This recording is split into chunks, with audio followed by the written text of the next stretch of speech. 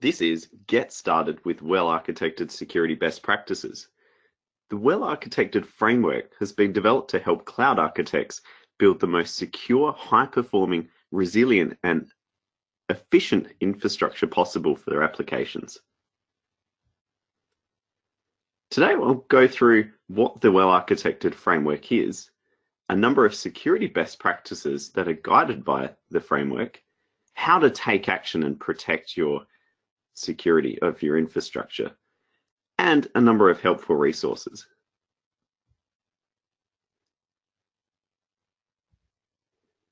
The well-architected framework consists of 5 pillars: operational excellence, security, which is what I'll be diving into today, reliability, performance efficiency, and cost optimization. And there's a link there to download the white papers and seek further advice. Let's go through the security design principles. And this session is structured around these security design principles. The first is implement a strong identity foundation. Enable traceability. Apply security at all layers. That is a defense in depth. Automate security best practices. Protect data in transit at rest, such as using encryption and tokenization. Keep people away from data, using mechanisms to isolate people from directly accessing data. And be prepared for security events. First design principle we'll go through is implement a strong identity foundation. You need to ask yourself, how do you manage credentials and authentication? And how do you control human access and programmatic or automated access to both your services and AWS services? Let's have a look at AWS Organizations first, as it allows you to control and manage multiple AWS accounts, which is a best practice for isolating your workloads.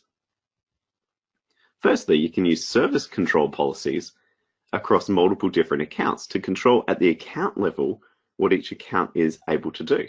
Perhaps lock down only EC2 to a specific region. You can automate AWS account creation as well. You can group multiple accounts together, and you can also consolidate billing from multiple accounts.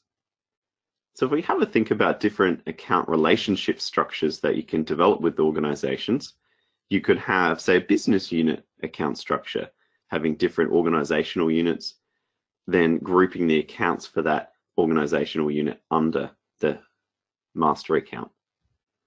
Environment lifecycle, so splitting by production or development, and also project-based, so based on each project, and perhaps each project has a production account and a non-production account to isolate production resources from development or testing.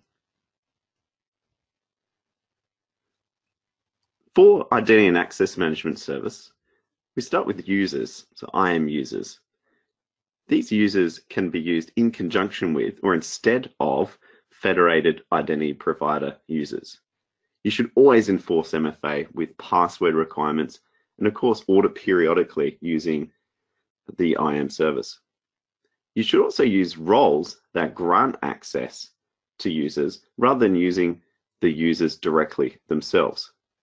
You can use IAM groups to group the users, and the roles is where the permissions should be applied to. This is assumed by IAM users. Different AWS services utilize IAM roles as well as cross-account access. And you should also enforce MFA here. IAM policies. You can use the access advisor to check that the correct level of privilege has been assigned. And that, of course, should be using least privilege. Amazon Cognito provides a way for mobile and web apps to authenticate and authorize to your applications. It handles the authentication and identity for you, either with AWS credentials or through different federated and different service providers and directory services. I'd encourage you to take action here on your account. Your root account should only be used in certain specific circumstances. You should have MFA on it. You should be using AWS Organizations. Set your security questions and answers and contacts for your account.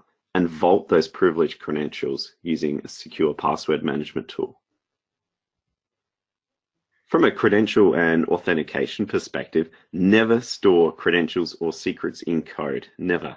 You can think of using AWS Secrets Manager or Cognito for mobile and web applications for handling the session authorization. Always enforce MFA. Consider federating to a centralized identity provider. Use IAM roles that I mentioned earlier for applying to users and services and cross-account access. And audit your IAM policies with their built-in access advisor. The next design principle is enable traceability. So you need to ask yourself, how are you aware of security events in your workload? And how do you protect your workload from the latest threats? Let's look at some detective mechanisms now. AWS CloudTrail is now on by default. However, you should customize your delivery, the encryption and integrity validation of the configuration. Consider archiving your logs and take action with CloudWatch events. Amazon GuardDuty is an intelligent threat detection service that you should enable to continuously analyze your AWS account and integrates with many different AWS services. AWS Config provides a configuration management snapshot capability and allows you to track relationships between your AWS resources. Let's go on to metrics and logging. Metrics, you can push your own custom application metrics related to security or just in general about your application, as well as different filters and configuring alarms to the Amazon CloudWatch service.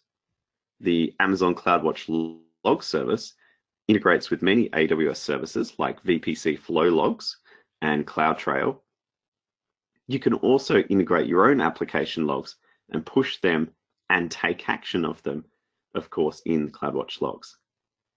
And when I say take action, you can automate response and triggers using Amazon CloudWatch events to do this for you. You should use your logs, create triggers, automate responses, and automate remediation. And there's many examples on GitHub and in the AWS blogs on how to do this for you. And of course, integrate it with threat intelligence. I'd encourage you to take action on this. Customize your CloudTrail configuration. Consider using Amazon GuardDuty, and there is a free trial available. Configure your application level and infrastructure level logging. Centralize the detection and alerting within your environments with a security incident event management system.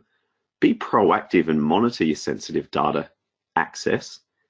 And also schedule reviews of news and best practices and be aware of the risks that you're facing out there. The next design principle is apply security at all layers. You need to ask yourself, how are you protecting your networks and how are you protecting your compute resources? And by compute resources, I mean both server-based or EC2 and serverless, such as Lambda and container services. So we do this by taking a defense in depth approach, starting at the physical layer, and AWS takes care of this for you, and you can rely on the third-party compliance and attestations that AWS has for this. The next level is a network and host level boundaries, such as security groups, host-based intrusion detection, and of course, Amazon CloudFront. The next layer is system security.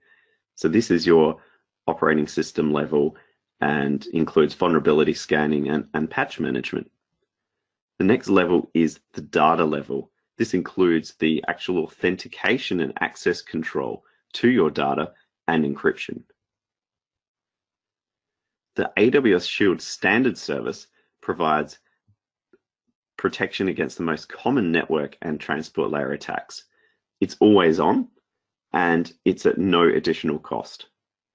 You can subscribe to an advanced managed service with threat intelligent feeds that is at an additional cost for you as well. Amazon CloudFront can protect web-based workloads using over 100 different edge locations around the globe, and integrates with the AWS Web Application Firewall service. You can see here how it is on the edge of your architecture, and it can integrate with both EC2-based workloads and on-premise workloads.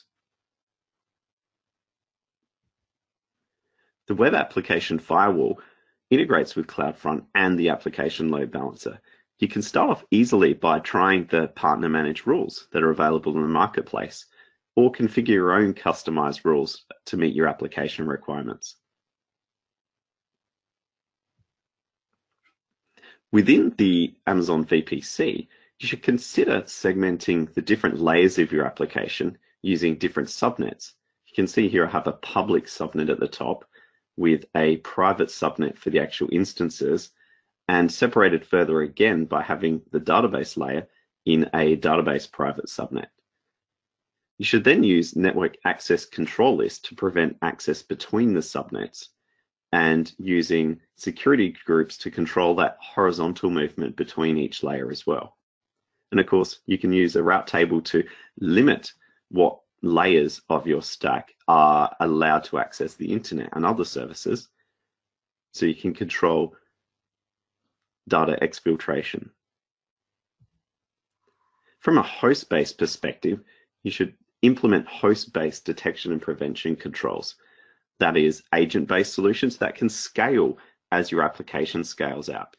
And of course, you should scan and patch for new vulnerabilities that are coming out. And this is most easiest to do using a configuration management tool. From a serverless perspective, you need to ask yourself how you're authorizing and authenticating your serverless API. That is, your API that you're creating yourself. How are you enforcing boundaries as to what AWS services your Lambda functions can access? How do you monitor dependency vulnerabilities? If you're pulling in external code, you need to make sure that code is valid and secure and isn't doing something unexpected. And also, what's your strategy on input validation? How are you doing conducting fuzz tests, etc.? So I encourage you to take action from the network layer perspective. Try Amazon CloudFront with WAF, which comes with AWS Shield standard for internet-facing applications. Use the VPC with the different security controls that you have available. For private connectivity, consider using VPN or AWS Direct Connect. Also enable VPC flow logs and guard duty that integrate with your security incident event management system. And of course, enforce service level permissions. So use the S3 buckets policies to control using an additional layer. At the host layer, you should implement host-based intrusion detection prevention and anti-malware. Do run CVE scans, and you can use Amazon Inspector for this. You should also scan all the external code you use and make sure that is valid and isn't doing anything unintended or unexpected. Also harden your operating system configurations, and NIST has many guides that can help you on this. Patch for vulnerabilities, of course, and maintain hardened and patched images such as Amazon machine images, so you're starting from a secure baseline.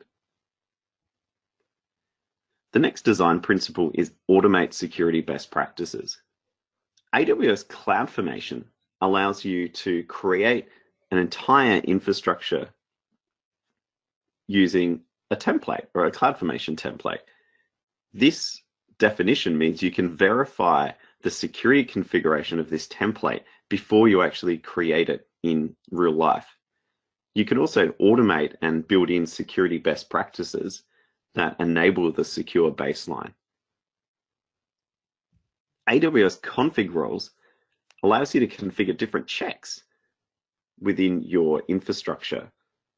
These checks can check for EBS volumes encrypted, for MFA enabled and enforced on roles, and other custom rules that you can configure using Lambda functions. These are invoked automatically for continuous assessment of your infrastructure. You also get a dashboard for visualizing the compliance and identifying any of those offending changes that don't meet the rules that you've configured. Let's have a look at how an automated threat remediation could look like. So starting off with guard duty, which will find the issues, can then trigger CloudWatch events through Amazon CloudWatch. And that event can trigger a Lambda function, which can automatically remediate what guard duty has found, such as if it has found an offending EC2 instance, then guard duty will push that finding through CloudWatch events to the Lambda function. The Lambda function can then isolate that offending EC2 instance, for example, and have a look at the AWS blog for more information on this. Immutable infrastructure.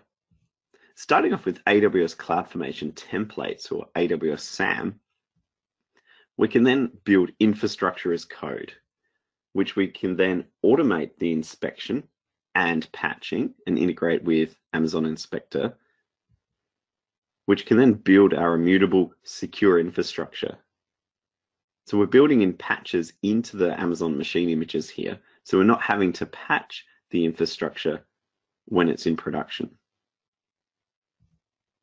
I encourage you to take action here. So use templated infrastructure such as CloudFormation or many of the open source tools that are available. Automate the building and testing of new infrastructure and integrate the security checks and balances here as well. Use Amazon Inspector to detect vulnerabilities on EC2 instances and implement automated response to non-compliant infrastructure using config, and that can integrate with guard duty as well for findings that it finds. The next design principle is protect data in transit and at rest. You need to ask yourself, how do you protect your data in transit and at rest? You can start off by classifying your data, and this gives you a baseline of how much protection that you need to apply to it. Is it publicly available data that isn't sensitive, so you don't need to apply as much controls to control that data? Or is it private or highly sensitive data that you need to apply additional level of controls to? You can actually use AWS resource tags here to help define the resources and the actual data in S3 as to how it should be treated, such as using a data classification tag. Data encryption. So at the transport layer, you can use Certificate Manager to manage TLS certificates. And I'll say TLS here and not SSL because SSL is actually a deprecated protocol now.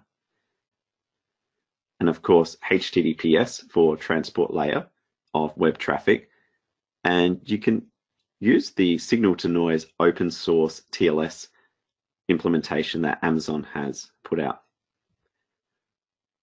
On the data storage layer, you can encrypt or protect data client-side, server-side, use the AWS Key Management Service that handles the keys for you easily, or use the AWS Cloud Hardware Security module for encryption as well.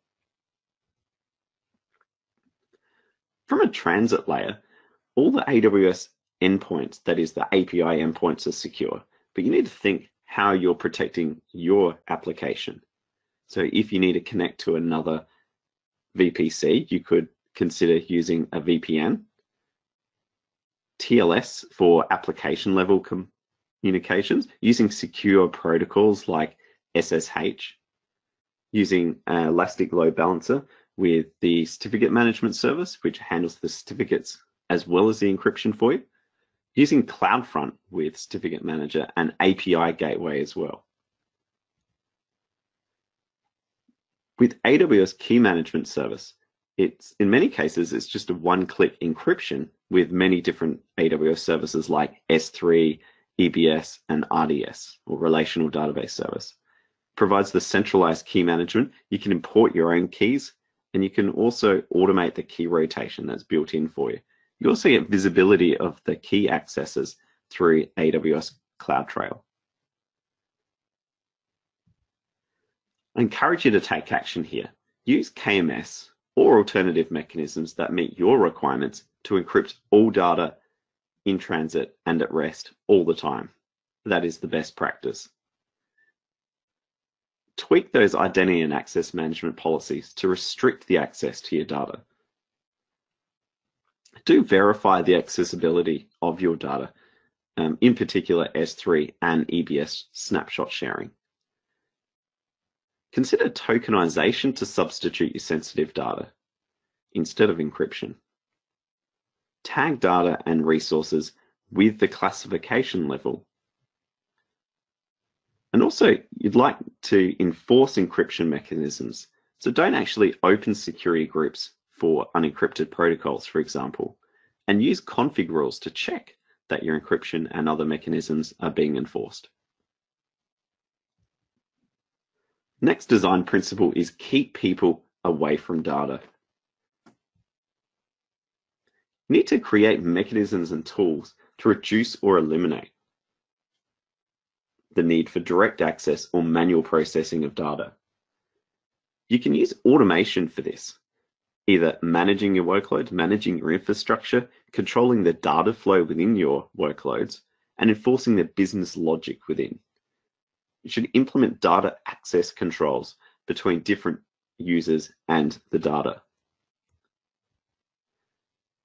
From an EC2 infrastructure perspective, we can use AWS Systems Manager to create run commands that run on your infrastructure rather than having to log in over SSH or RDP to manage your infrastructure directly. You also get the visibility of this through CloudTrail and CloudWatch events. You can also check these runbooks before they're actually run and go through a peer review process. From an automation perspective, going back to using CloudFormation to create your infrastructure as code, you can integrate the security checks here.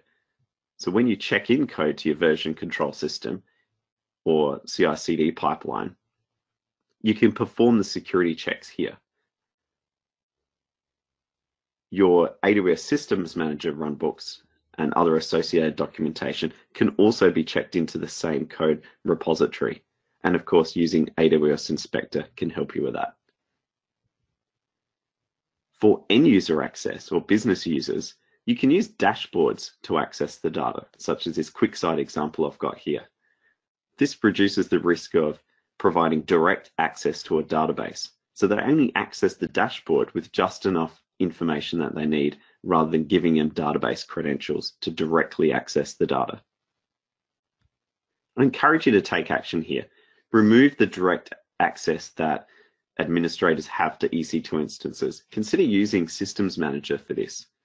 Implement fine-grained controls between the users and the data through IAM and other policies. Use dashboards instead of direct database access, and consider implementing the automated infrastructure deployments using CloudFormation. Use automation to control data for you. Can a Lambda function that has been verified and trusted control the flow of data instead of an actual person from copying one place to another, for example? The last design principle is being prepared for security events. You need to ask yourself, how do you prepare to respond to an incident? So even with a very mature detective and preventative controls in place that we've gone through in this session, you should always plan and have a process in place for responding to an incident. One way you can achieve this is a clean room. You can plan for different scenarios in having pre-provisioned access to your environment. And you can create a clean room using CloudFormation. And this clean room can take in the suspect EC2 instances or snapshots, and you can isolate the detection and forensics of that particular instance or environment. You can also use tags in this to quickly identify and determine the impact and use it to pass between your teams and security specialists. I'd encourage you to take action here. Be prepared for different scenarios. Have pre-deployed tools that you test and use automation for this. And again, the AWS security blog and the AWS Labs GitHub repositories have some great how-to guides in doing this. Pre-provision access for your security or response teams if you have them, so they can get into your different environments very quickly if they need to. Also, the more fun part of it is practice responding to an incident. Make it fun by having a game day and practice different scenarios. And also look at continuously improving your processes and of course align to the different and emerging threats that are out there in the industry. There is security fundamentals training and a number of other free online courses available at aws.amazon.com/training. The resources that I've discussed in this session are available here. And if you need some help, we have the largest ecosystem of security partners and solution available to you. We also have a number of security competent partners which have great experience and can help you implement some of the best practices that I've mentioned today. I thank you for your time. We now have time for some questions.